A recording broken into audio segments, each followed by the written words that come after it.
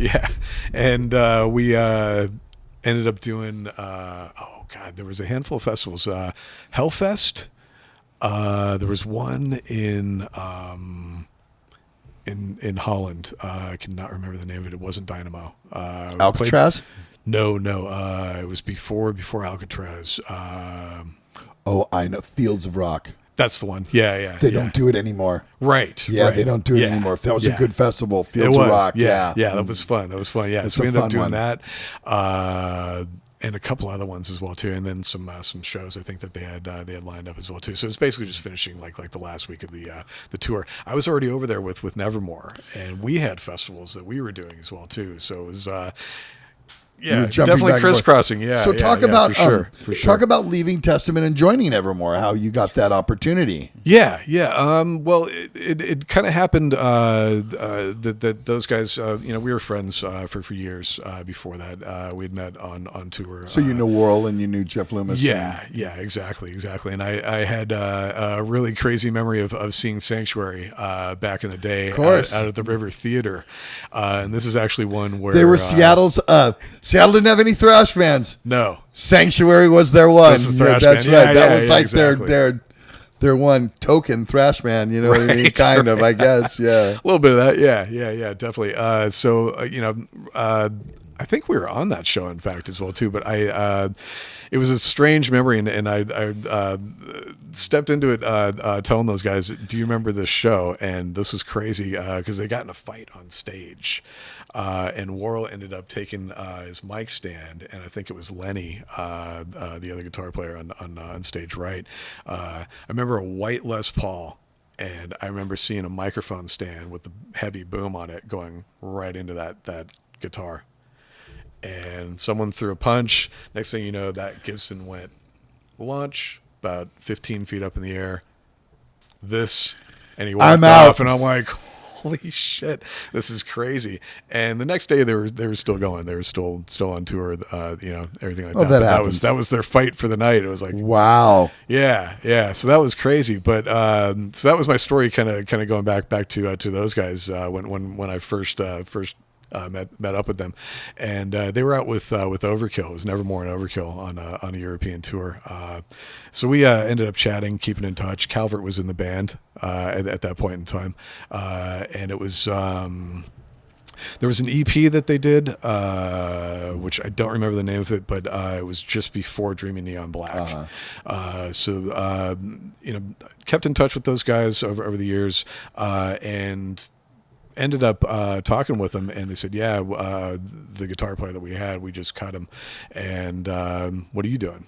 And this was at the time, unfortunately, that Chuck had his illness. Right. And so we're like, oh man, well, right now I got not really much going on because Testament's on hiatus for the moment, and doing the first Strike Still Deadly record. Right. I Yeah. It remember was that. 2001. Yeah, Right then. yeah, exactly. Yeah. And Did you play on that? No. 'Cause I have a couple of songs. I did. Yeah, I did. I remember. Alone in the Dark, and I think Reign of Terror on that. I was there, kind of helping Eric out with a few things. He's like, "How do I play this?" I'm like, "Really?" Oh my! But anyway, I'm getting you back on that one, Eric. But Only the truth in the vault. right. But yeah, so that kind of came about. So I went up and I jammed with Jeff, and then I jammed with the guys a little bit, and.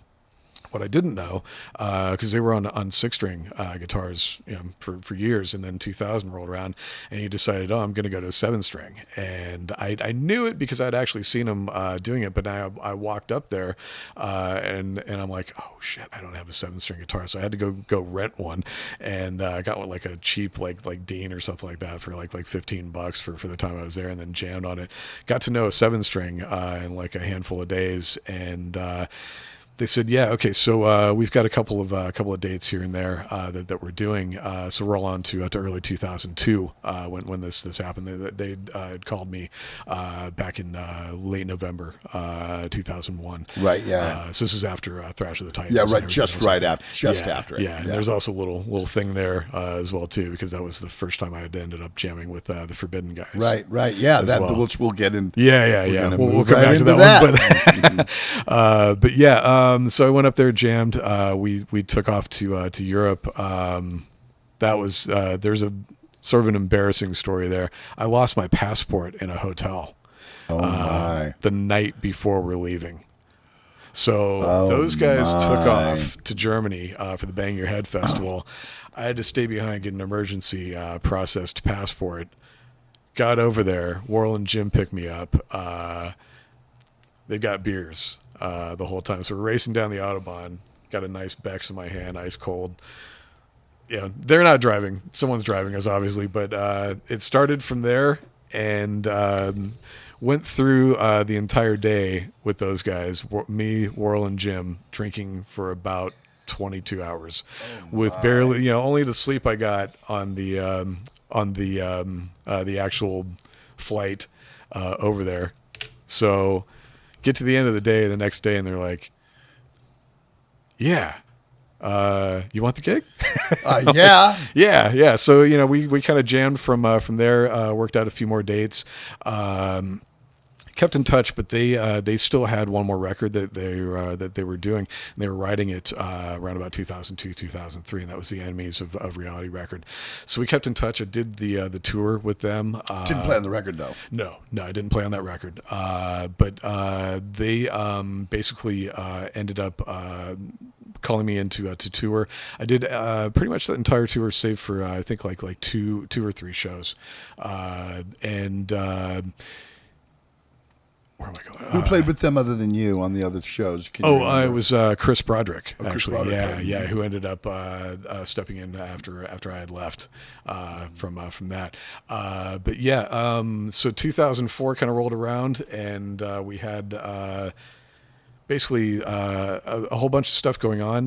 Testament was we were writing, or Eric and Chuck were writing what became the Formation of Damnation record, Which they went back to the original lineup. yeah, on the exactly. heads. So you kind of got. I you kind of didn't had get a little feeling. bit- I had heard some Did you? talk. I had Yeah. heard some things, and I'm like, well, if I'm, kind of gonna get the boot. Because I mean, Louis, Alex, Greggy, everybody came back. Yeah, So yeah, exactly. it wasn't And really the boot, Steve. I mean, no. But at the time, Bostaff was in the band as Right. well too. So we were jamming and doing everything, and I showed him a couple riffs that I had, and these were things that didn't quite fit Testament, and Eric kind of let me know that. I'm like, okay, yeah, that's cool. I'll keep it within. And I jammed him with Paul before those guys would get there. He's like, wow, this shit's cool, dude. This is like Timmy Calvert, in a bedroom in Hayward back in the day, like coming up with these like really dark riffs and stuff. He's like, this sounds more like Nevermore stuff. I'm like, well, I've been kind of jamming with those guys, touring with them, et cetera, Right. that stuff, So all the signs kind of pointed that way a little bit. I mean, I worked on some of those songs with Eric and Chuck that became some of those songs. I cannot remember the titles for the life of me because they weren't actually called that. So back they then. changed the titles constantly. Yeah, but I've I remember written the on riffs. consistently on the last 4 albums, Testament records, and I'll have a song title. It'll be this, and then by the time the record comes out, Zach, we changed it to this. So the song I Those thought things was happen. that is now this. So Yeah, I got exactly. you. Or this riff that was a part of that But song. that song kinda is went in now a that part of one. this song. Yeah, Exactly. Yeah, Yep. exactly. Yeah. So that sort of happened, and Nevermore was finishing their deal actually with Century Media at the time, and they were going to sign a new deal, and there was they were telling me a lot of things that I was like, this is actually going to be a pretty good thing if I jump over this. It was a couple of different things. I mean, it was Chuck and Eric for one. I've got huge respect for. I'll just say that right now, straight up, huge respect. Those riffs, vocals, the delivery, everything about it is, Testament. Oh, through it's and a through. it's a brand. It's Yeah, a brand. exactly. It's a brand. Yeah, Yes, it's a it sound, is. it's a style. Very much so. I even think it's a style. Of course it is. Yeah, definitely. So, there wasn't really any room for me to, kind of come in with riffs and things like that. Whereas in Nevermore there was, and that was kind of a decision I had to make. And it was a hard one, man, because I really loved those guys, loved the whole vibe, touring, everything. It was awesome. And at the same time, it was also the same thing happening with the Nevermore guys as well too. And they had a new deal kind of going on, and things were happening. I was like, well, I got to make a decision. So I made that decision. And then the second I did, and we're shooting a video, we're about to go on tour, had left Testament. And then 2 weeks actually after that, I get this call. And it turns out to be that situation with Eric. Yeah. With Eric. I'm like, oh my God. Okay. So you can always go back. You can always go back to your old job, right? Yeah. Yeah. You think you're out, but then they pull you right back in. Exactly. So, I know this. Yeah. I started the band and I'm still fucking with them. You know what I mean? Right. 5 years later, something like that. That's awesome. Yeah, man. So that was cool. It was a good time, definitely, and a short run, and kind of a chance to to really kind of smooth things over a little bit as well too. Yeah, and at the same time with the Nevermore, because they're not thrash band necessarily. No, it was a bit more varied. Yes, yeah, definitely. There's a bit more of a melodic thing. Oh yeah, that was definitely happening with the band. So we had some different things to do. The 7-string as well too was a big part of it. So now you were in Testament, never got to write a record with Testament. Yeah. But you did get to play on a record with one of the Testament guys that I think he still does that band, right? I don't know. Yeah. Right? And you played on the first 2 records. I think there's a third one since then. But yeah. You were on when the band we're talking about is formed in a Dragon garage Lord in Alameda. Yeah. And how to talk about that, Steve? How did that come about? I mean, out of the blue, because you guys were obviously doing Testament. Yeah, we were. And Eric on that particular tour, the very very first one I was on, he's like, "Hey man, do you like black metal?" He loves black metal. I'm all, "Do you mean the Venom record?" I'm like, "Yeah." He's all, no, I mean like the genre and the style and everything like that. Yeah. So we started talking about that. I'm like, yeah, I listen a little here, a little there, that kind of thing. Emperor was a band that I was kind of like, yeah, they're cool, definitely. So he was telling me about what he had going on and what he wanted to do. Yeah, exactly. That shit. Exactly, Mayhem. Right, paint your face black. Exactly. All the early stuff. Yeah, crazy kind of stuff, and nice and evil. And he told me about this, what he had going on. He had some riffs and things, and he was number one. He's looking for a keyboard player to jam with, and my girlfriend at the time, I believe, actually told him about a certain keyboard player in a band in Sacramento. This guy Lyle was in a band called Cypheria, and they were They weren't black metal, so that's how Lyle they were got like the death gig, metal with keyboards. Yeah, exactly. Yeah. So it was a bit crazy.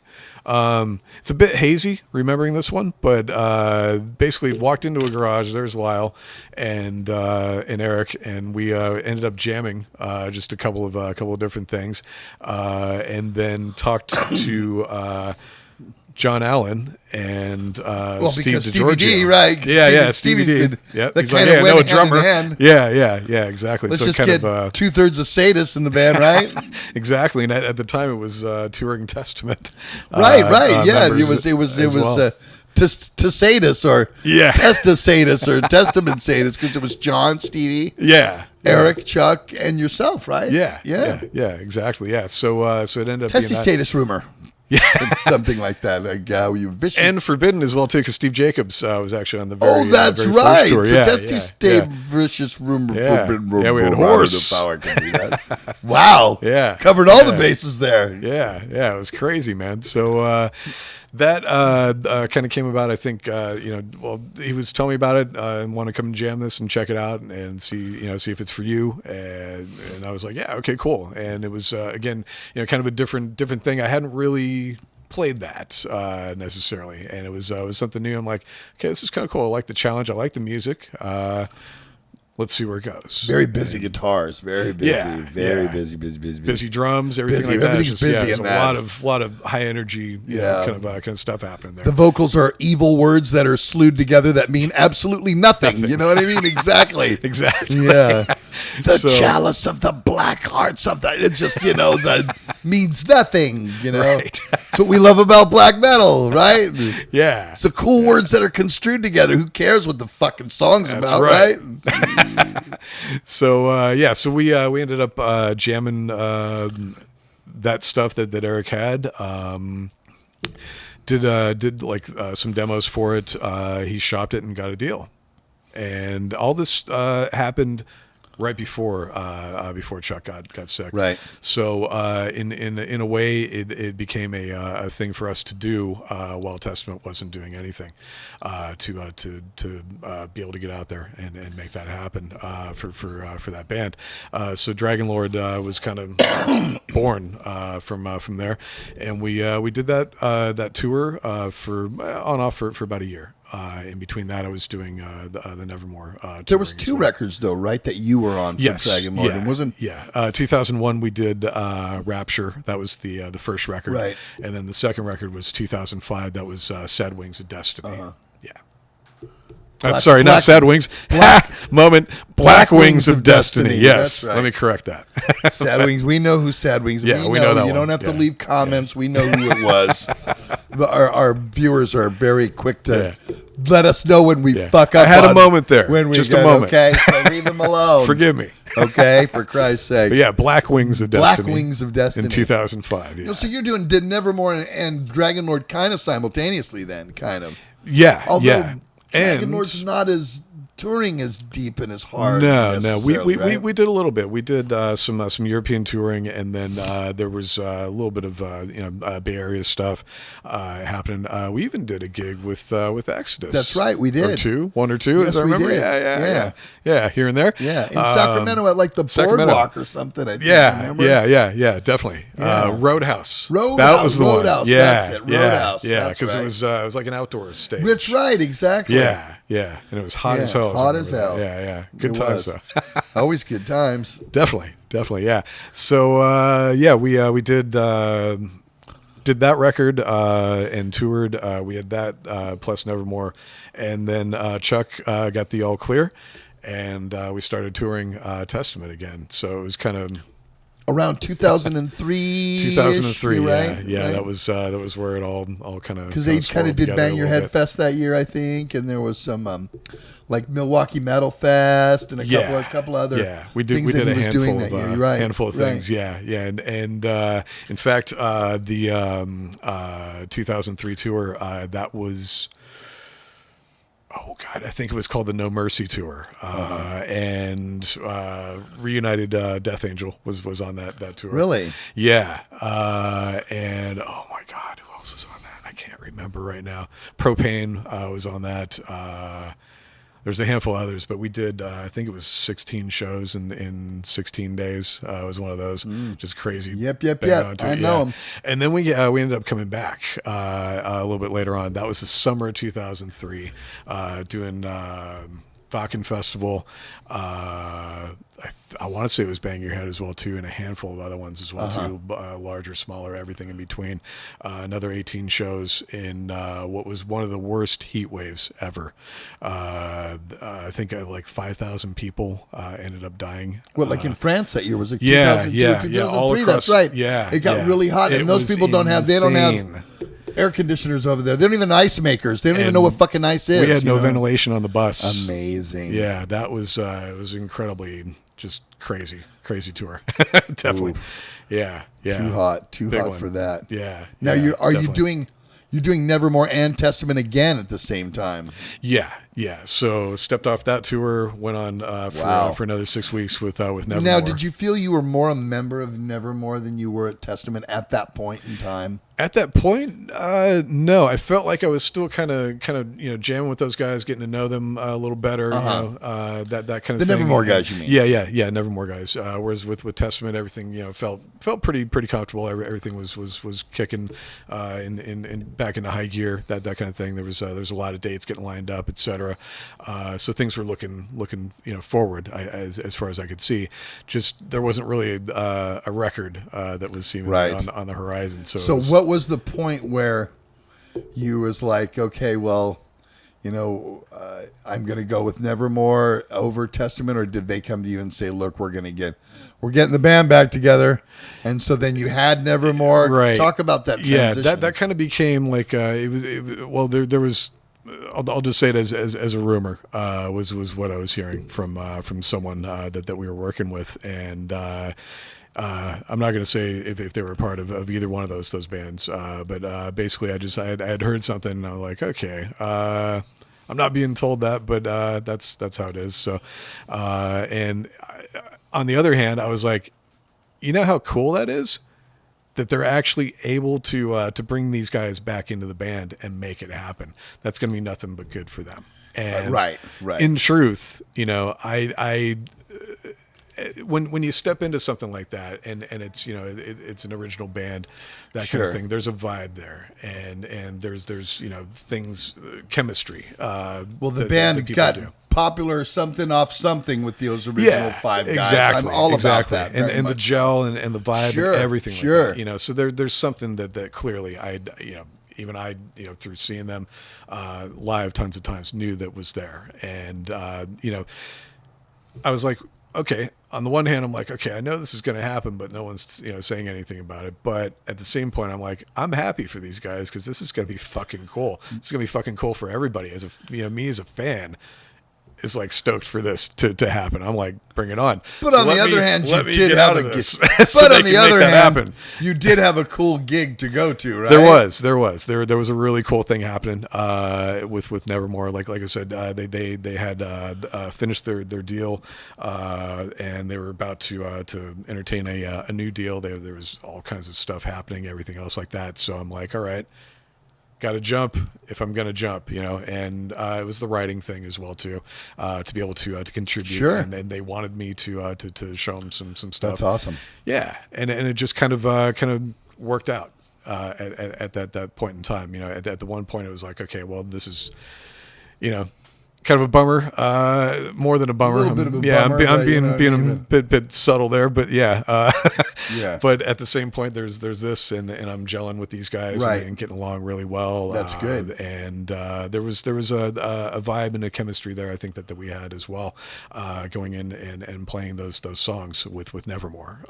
So it felt right. So yeah, we just made the jump, and very first thing I did was stepped on to. They were shooting another video for a song called "I Voyager," and that was the very first thing I did, April Fool's Day, 2004, and did that video, and ended up going on tour about 3 days after that, in between rehearsing, of course. And we did about 3 days rehearsal, jumped on to this festival circuit, and just before that, got the call. So you didn't play on the record. You didn't play on Nevermore. Not on Enemies. And you didn't contribute any writing to this album at all. No, not at all. Even though you were kind of playing with them over the last couple of years, though. Yeah. Right? And was it kind of an understanding that, well, you're in the band, but you're kind of a hired player, and this music is going to stay with the core of us? At that point in time, for Enemies, because that came out in 2003, I was just more like touring with them, and doing that. And it was on that tour that they had actually asked, hey, do you want to consider joining up with us, and here's what we got going on, etc. That kind of thing. And before they had actually done the record, Jeff was sending me tracks. So what do you think of this? What do you think of that? I'm like, these are killer. You had some input on it. You were listening to it. Well, I listened to it, and I told him, yeah, this is cool. This is really good, dude. Yeah, I mean, he's well, that's cool. I kind of bouncing it off me, I guess. I mean, instead of going, look, this is what it is. Yeah. This is fucking what it is. Yeah. Learn the lead that we played to it. That's going to be your lead now, Yeah. It kind of ended up becoming that kind of thing. Yeah, definitely. To step into when we went out and toured and everything like that. So 2004, after we'd done that tour, and then Testament kind of ended for me, and then jumped on to Nevermore. Right. Did the video, went out on tour, ended up getting called back to go and fill in with Testament. In between that, we started writing what became This Godless Endeavor, that record, and so you did contribute on this one then. Yes, yeah, directly. And you actually played on this record too. Yes, yeah. So songwriting, and playing overall and recording, etc. I want you to talk about playing with Jeff Loomis. Really fun experiences, man. Definitely.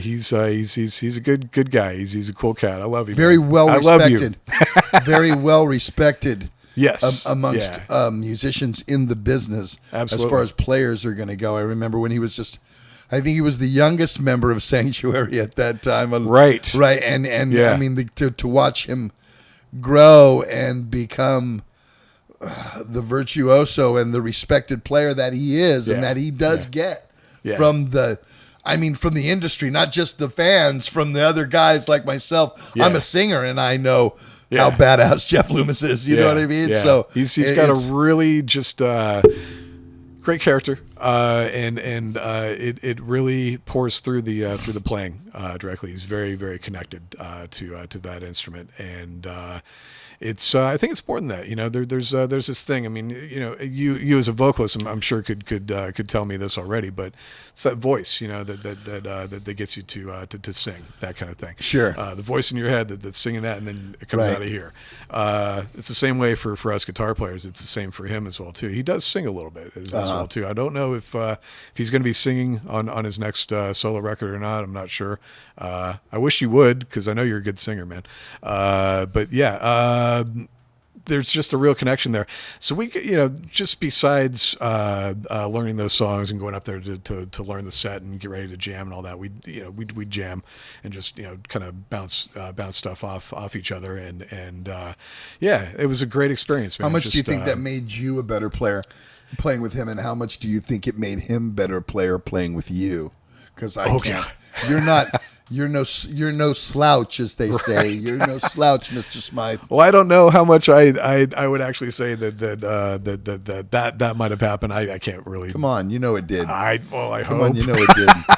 You know it did. Everybody who plays with anybody else, if you played with them and you did a solid time, I think you've learned something from them. You know what I mean? I think that's everyone. And it doesn't have to be the other guitar player. It could be the drummer or the singer. You know? Yeah. Oh, that's true. Such a very heavy character. In that band, definitely, and a very heavy player in there. That's why I have to go back. But you are as well, so I can't say that.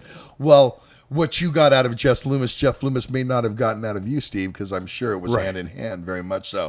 That guitar attack was wow. Awesome. That was a wow guitar attack. Well, it was fun. I mean, they're obviously shared influences. You know, growing up, we had a lot of similar guitar influences. Yngwie Malmsteen, of course. Was one. It was Shred City between the two of you. It should have been called Shredder more. Well, we both grew up on Shrapnel Records. You know, so that was that's another thing. Of course. Sure. Marty and Jason. Yeah, Varney had everybody. If you were a guitar, he knew there was something. That guy had an ear for guitar players, big time. Totally. Well, he found Yngwie was in Steeler. Yeah. On there, he wasn't the original guitar player for Steeler. But that record was that was the one, man. That was the right. one. And dude, this is crazy. But Ron Keel. Yeah, and KUSF actually. There was a bit where I had a buddy who actually recorded the show the night before, so he had heard it, and we're walking home from school, junior high school. And he's all, check this out, and he puts on that solo. Oh yeah, and I'm like, holy fuck, who the fuck is this guy? Who is this and that's guy? exactly what this guy was saying. I think it was Ron Quintana, was it not? Yeah, it was Ron. Yeah. He's all, this is fucking Yngwie. That's who it fucking is. Yngwie is fucking God. You know, I'm like, okay, who is this Yngwie guy? Because I got to get to know who this is. You know? Well, that was the thing, is because people, right away. Eddie Van Halen was probably the fastest thing that you heard. And Randy, Randy, he was similar. In that realm, there wasn't a lot of guys that were like fast like that, and then all of a sudden, this guy's like he had 10 fingers on one hand, just totally. You know what I mean? It was like, who is this guy? Yeah. So, you know, we got on, me and Jeff got on talking about him. There's another guy as well too, Akira Takasaki from Loudness. Right, Loudness. Yeah. Oh yeah. He was favorite record, Disillusion. I love that album. That is a fucking great record. Yeah. There's a lot of they solid were huge at one time. On Remember how major Loudness was? Yeah, and Thunder in the East, them, all that. Yeah. All four of them were in their own right. Were monster players. Monster players. Definitely. From the singer was amazing. You know, the bass player was off the chain, you know what I mean? The drummer, all of them were just incredibly awesome. Yeah. So we hit it You're off right on that one. He talking cares about man. those guys and some of the licks from those guys. So we'd always kind of trade off on stuff like that, and just jamming and playing in the rehearsal room, that kind of thing. And I think that really helped, definitely to find someone that had actually grown up with the same stuff as me. We're getting on and talking about all that stuff, and it helped that record, I think, to become what it eventually became when we got it done. Yeah, there's a lot of memories with that one, man. That one's definitely. That came out of 05 or 06? 2005. Yeah. And how much touring did you do for that record? We did, we had about 2.5, nearly 3 years scheduled for that record. And it just kept getting added on as we were going. So we spent 2 months with Andy Sneap up at his place in Derbyshire. Sure did. And Derbyshire, I should say. Derbyshire. Yes. And out in the lovely Midlands. Hey, it's nice. Talk about the product he gets now. Totally. Look at the gig he's doing. Oh, you know what I mean? No my. There, right? Wow. Good job, bro. Yeah. Totally. So it was. We spent 2 months out there on his farm out there, out in the middle of nowhere. 4 seasons in a day. Everything else happening like that. Total isolation. We just have each other, and how that can go. Sometimes either you're on tour and at least you can get away, but this is like every day, and you're intensely focused on everything like that. So there was tensious moments, but there was also with anything though. That goes with anything. Along. It's a work day, man. Yeah, you know what I mean. It's a work day. Exactly. And people got to understand that it's not all that puppy dogs and ice cream all fucking day long everywhere. People know that. Exactly. There's many personalities in the room. I'll put it that way. Yeah. And not just because you play in a band and do really good things on stage on a record doesn't always mean those personalities kind of work together necessarily. But if you're a professional, you know how to make them work together. You know what I mean? And definitely. It's kind of a give and take. So and originally we were supposed to start recording that record towards the end of 2004. Unfortunately, Worrell ended up getting a severe bout of pancreatitis that put him in the hospital, and he ended up actually getting diagnosed as diabetic as well too. So we had all these things going on, man. He was in a coma for about 3 weeks, medically induced coma, and we had to wait and see what was going on with Bro to figure out what was going to happen if we were even going to do this. We had the record pretty much mostly written at that point, and we were ready to go up to Andy's and do the whole thing, and got put on hold for a good 4 to 6 months. We rescheduled to February 2005. Spent 2 months out there. Finally got it all together. He got the all clear. Kind of really, turned his life around for a moment there into something completely different, and it's reflected on that record too. It was kind of became very focused record for him, I think. Something that he had to get out there. And that was intense, man, definitely. So we had nearly 2.5, almost 3 years of touring planned. We kicked it off with Gigantor, the very first Gigantor with Megadeth, with Dave Mustaine, and man, what a freaking blast that was! Oh my god. Megadeth, Anthrax, Fear Factory, Symphony X. Oh man, there was a handful of other bands: Drykill Logic, Boba Flex, Symphony X. I'm totally blanking on their name now. Why does this happen to me when I'm trying to? And they're watching this and yelling. Yeah, they're gonna be remember us. Fucker. Say it. River Runs Red. Oh my. Life of Agony. Life of Agony. That was the Agony. band? Yeah. Life of Agony. Jesus. Come on, man. It's been some years since then. What year was that? 2005? 5, yeah. Okay, that's 14 years, bro. Yeah. Yeah, I remember. Been a minute. It takes a while. Having my pre-senior moment, It's all I guess. right. Yeah. He's not a pre-senior, believe me. But two stages, and we're opening up the main stage, and it was an absolute blast. Nearly over a little over 2 months. Going all through North America on that one. Straight off of that into a European tour for another 6 weeks. So like 3 days off, and then boom, we're onto that one. And then we had about a week off, and then another stateside tour headliner planned, and then we're going to finish out the year with that, and then jump back on from there. So lots going on. Incredibly hot summer again on this one.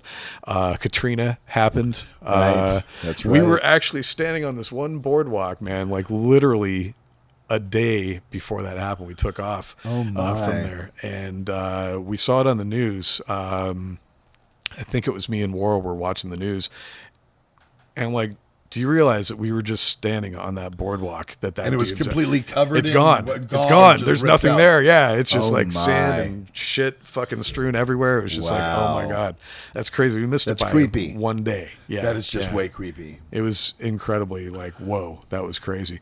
But yeah, just the camaraderie touring on that record and with all those bands on that particular tour was just real blast, definitely, and to get to tour with an absolute legend like Mustaine. It was crazy. It was insane. It was a lot of fun. Awesome. Definitely. Lots of touring. We went out and did a headliner over in Europe for about 5-6 weeks, and on the very last show on that tour, unfortunate thing happened. We're in Athens, and we're playing this club with no ventilation. There's like a door open in the back, 1,500 people, like 1,500 people. It's absolutely jam packed. I know what club you're talking about. I played it with the Haunted. Yeah. Yes. I think it was like 22 or something like that. It looks like a kind of like a small theater a little bit. Yeah, and it goes all the way back. There's no ventilation in that place. None that place whatsoever. Was fogged up from just the people in there. Yes. Yeah, I know. Dripping we played there. Sweat, man. Oh my! Got these huge wristbands on, Nevermore wristbands that we had, and decided, okay, yeah, these here's another killer merch item. Let's throw it out there, and just ideas are flowing, shit's getting out there, all that, and it's going pretty good. Building the house, I guess, on another level, so to speak. And I'm wearing these sweatbands, but they're not helping. It's actually going past that down onto my elbows. Well, I go up to take a solo, and traditional thing guitar players do, right? You put your foot up on the monitor, and I put my foot on this monitor, and it's got a steel grate on it. Yeah, it slipped off, and I came back, and I tried to balance myself by bringing out my right leg from the left leg. So I had the left leg up, and I came back and balanced that. Leg went literally like this from the knee, 180 and back. So I had torn the meniscus, I guess, or the ACL, whatever that is, basically in the inside there, and completely like just ripped it up, and I felt it. We're like a song and a half to the end, and I'm like, holy shit, I did something, because it's buzzing right now, but I still got adrenaline in me, so I'm like, fuck it, keep going, got to keep going. And the heat and everything that we got to get this done, sit down man. And do nothing. Don't do nothing for a half an hour, right? We're not walking off, right? So it's got to be done. So we finished the show, got back to the hotel, and it had grown like cauliflower, basically just swelling, and I'm like, holy shit, something's really kind of wrong here.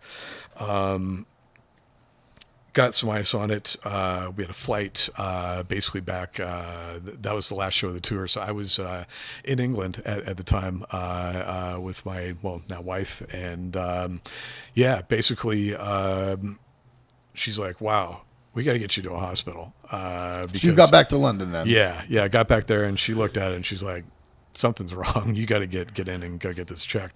So we went down to a hospital there called St. Thomas's, and it's basically part of the NHS, all that stuff over there, which is a public hospital. And It basically took them 1 second to figure out what had happened. They're like, okay, well, you've got to have keyhole surgery done on this. So we're going to put you under. We're going to do all that, but we're going to give you a blood test first.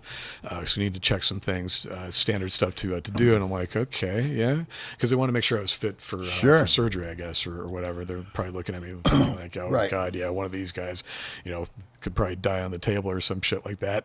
And, we weren't exactly saints, were we, in Nevermore? But who is? I don't expect you to be. Yeah, you better not. But yeah, so they came back with this blood test and they said, sir, we're going to go ahead with the surgery, but you might want to get checked out when you get back because we found something with your kidneys. And I'm like, okay, maybe you can explain that after we get done with this surgery. So they had a doctor come in and tell me, it looks like you're going into failure. We can't confirm this. You should go and see your doctors back home and really kind of get that stuff checked out. And I'm like, failure? Holy shit, what's going on? Because they noticed this count called a creatinine count going up, and it was at like 3, I think it was. And normal is like 1.2. Wow. Or 1.2 to 1.5. So you're like, yeah, it's at 3. Something's going on. You should go get this stuff checked out. So I went back, got it checked out. And in London, or you went back home? I went back to the home. United States. Yeah. So here I had this stitched up knee, 8 days off before we're about to kick off this next tour, and it's another 5 to 6 weeks we're out with Opeth at that point in time on their Ghost Reveries tour. So another 5 to 6 weeks finishing out, and we had some headliner dates coming back after we finished it, wrapped up in Florida, and then toured our way back to Seattle. And so I basically had this thing stitched up. They're like, look, you really shouldn't walk on it or do anything for the next 3 to 4 weeks. I'm like, 3 to 4 weeks? I got a tour coming up that I got to go be on. I can't, be sitting in a chair. That's actually what we're suggesting that you do. And I'm like, okay, well, I'll talk to the guys about it and we'll see what happens. And I'm like, in my mind, I'm like, there's no fucking way I'm going to sit in a chair. Right. So they put out a chair for me. First show was at House of Blues in Chicago. And they put out a chair for me. I'm just like, I can't do this, man. So I kicked the chair out with my right leg. Felt a little ting. A little tingle there, and just said, screw it. I'm just going to step on it and just kind of take it easy. But you had the surgery already. Yeah. And, 8 days into healing. And so I figured, it's about almost 2 weeks. I'm good. Giving myself a little leeway. I could do this. Yeah. So I just kind of walked into it and, obviously I flew back in enough time to get checked by the doctors and all that stuff. And basically. Was that a dumb move for standing on did it turned out to be, but it eventually healed. I had to wear like a little not we really told you not to stand. Yeah, like one of those neoprene things that keeps your keeps your kneecap in place and all that stuff. So I wore that on the tour and basically just kind of rehabbed by walking across the stage every night until I could get myself back into shape. Went back to check on those results of the blood tests, and they're like, let's do another one because we think we're seeing the same thing that these guys are seeing. So we did another one, and they said, you look like you're in end stage failure. I'm like, holy shit, what does that mean? And they said, well, your kidneys are going to fail. I said, am I going to die? What's going on? I mean, I'm in my head, I'm just thinking, okay, shit, this is it. Make it to this age, and this is the end of you. Yeah. Thanks. Damn. Bye. See you later. So it ended up being that they said, well, we need to do a little more research and check it out. So they did some scans on me, and they found out that I only had one kidney, and the other one. Well, they said that there was two, but the other one was the size of a pea. And they said apparently you were born with one, and around what they call the ureter. There's a great big piece of scar tissue wrapped around it, and it looks like it's been there since birth, and it's choking your kidney. That's what's causing. So it never developed? No, neither one of them did. So I get that news, and I'm like, yeah, that's, wow. What are my options? What am I going to do? They said, well, you probably got about 18 months before it's going to go into complete failure. I'm thinking about that on the counter. I'm like, okay, well, I'm still feeling good. I think I can, probably finish out the tour. What we had at the time, we were booked through 2007. I'm like, shit. Okay, so something's gonna take me away. It's gonna be this. So they said 18 months if you don't keep living the lifestyle you're living, etc., and don't go on tour. We don't recommend quit going on tour. Yeah, exactly. Don't have beers. Yeah, and other curricular activities. Exactly. Yeah. Don't eat pizza and burgers and shit like that. Exactly. Straighten your diet up. That. Yeah. All the old things the doctors always tell you when you're. Yeah. All that. So I'm getting all that stuff, and I'm like, this is crazy. So I had to take this news back to the guys. I told them what was going on. I said, I'm gonna do as much touring as I can. If you guys are down for that, then let's keep going. But I'll let you know when it looks like it's going wrong. And we kept going. We ended up doing a handful of festivals early on in 2006 is what we jumped back into after the holidays. Dead of Winter, playing Poland. I think it was the. Was it metal? So you were playing while you were sick then? Yeah. But you weren't sick, as they say, and you just... Well, apparently I was, but I didn't know how sick I was, but they knew how sick I was. Yeah, I wasn't feeling it like they were saying, Did you ever feel it at any time? I mean, at what point did it come, or were you online for a transplant? How does that work? It got to a point. It got to a point where the skin was turning like yellow. So there was like the equivalent jaundice. Kind of a jaundice look. There was like breakout stuff happening, like what looked like pimples all over my body. Started happening. This is round about April, and we had more touring planned. So earlier in February, I was feeling all right. We shot. Some video for what was supposed to be a full-on DVD, and it was part of a set that we did at a festival. I want to say it was Metal Mind festival in Poland, Katowice, and that was. Really cool. There's like 5,000 people there, man. Huge auditorium, the whole nine, and lots of killer bands playing. I think Behemoth was on that one. Evergrey was on that one as well as us, and I want to say The Haunted was on that one as well too. Yeah, it was just like a big mixture of bands playing over there, and we shot this thing. It was multi-camera, the whole nine. It eventually made it onto what became the Voyager DVD, live DVD thing as an extra, so you can see that there. And I think I've even seen it on YouTube, so it's got to be out there. So you can see it if people want to see definitely. it. If anyone wants to check it out, you can check it out. I don't look like I'm in bad health. I wasn't feeling like it, but on the inside there was something going on. So I'm like, okay, I can kind of feel a little lethargic here and there, but if I sleep, it's okay. Where are we on this? Wasn't pounding the timeline? beers. This is February 2006. I wasn't pounding the beers anymore. I was kind of taking it easy. I'm like, okay, maybe 3, maybe 4. I'll stop at that instead of like 10. So I was taking it a bit easier at that point. So and it just kind of came to that point in April. We had. A handful of festivals going on. There was Bloodstock Festival. There was something in Ireland going on as well. All outdoor festivals. Fields of Rock as well. Gods of Metal. We were doing a return because we played there in 2004. So we were Italy Gods of Metal. Yes. Yeah. They don't do that one anymore. Fucking awesome festival down there. I know they don't do it anymore. That was a good one. They don't do Fields of Rock either. That was a great festival. They need to do those again. Come on, you guys. But so we had all these festivals lined up over the summer. Wacken Festival, a whole bunch, plus more touring towards the end of the year.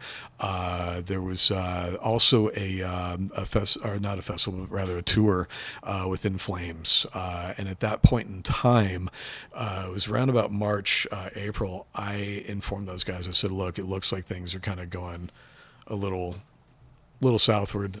Maybe you should get someone to step in.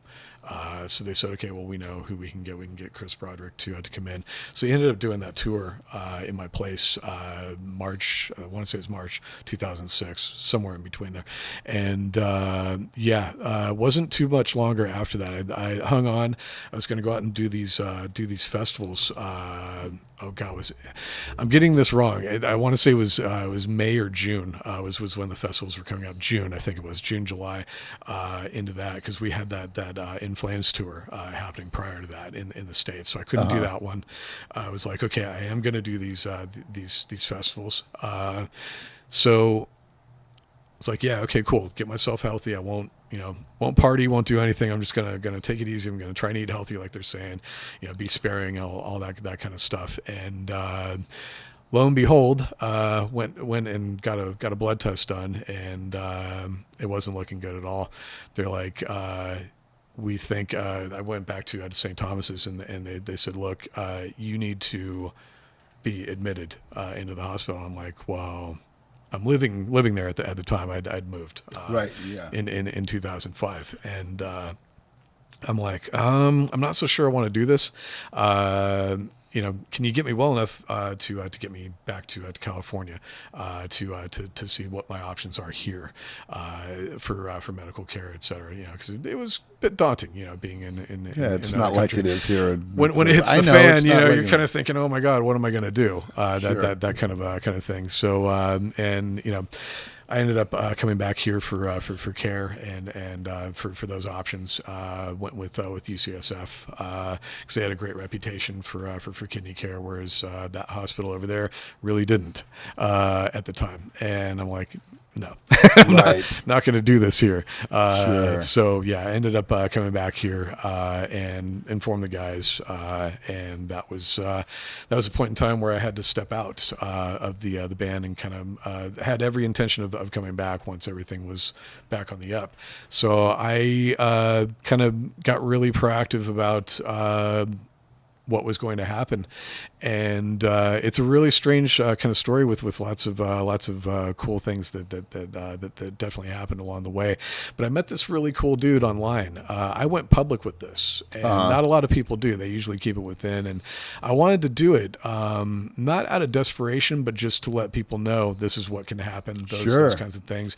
Got to be more careful. Informative than exactly. Yeah, and preventive, I had people, then I guess kind of. Yeah, and I had fans and friends and family that stepped up and wanted to donate a kidney to me while I'm on dialysis. And I went public with this. I met this one dude. His name was Mark Katzen, and Mark, may he rest in peace. Awesome guy, guitar builder. Wow. And built guitars for a lot of people, a lot of friends, a lot of mutual friends, as it turned out. And one of them was Paul Crook, who did a little time with Anthrax, lately Meatloaf, et cetera. Me and Paul hit it off. We met when he was out with Iced Earth for a minute or two, or actually Sebastian Bach, I should say, for a minute or two, and I think later actually helped. Ralph Santola get the Iced Earth gig. So there was something going on there. It's a little foggy, but anyway, this guy was building guitars, and he happened to be a kidney transplant recipient. And he's like, here's what's up. Here's what you got to do. All these things. And he started walking me through the medical system. At the time, kidney care over here, yes, it was good. But there was a lot of things that doctors would do just to make money off of you. And it was like, holy shit. Okay. So of course they did. Yeah. I mean, the first day I walk into the hospital, he's all, here's what's going to happen. They're going to say, oh, you need this thing called a fistula. So what we're going to do is we're going to take one of your wrists. And they didn't tell me which one, but they preferred the left one because it's closer to the heart. So the main artery goes up to the jugular, et cetera, all that kind of stuff. And what they would do, it's basically insert a tube in there, so they have to cut a hole in there, insert a tube that allows you to dialyze a lot easier, a bit more directly. He's like, don't do that. There's this thing that you can get called a chest cath or a chest catheter.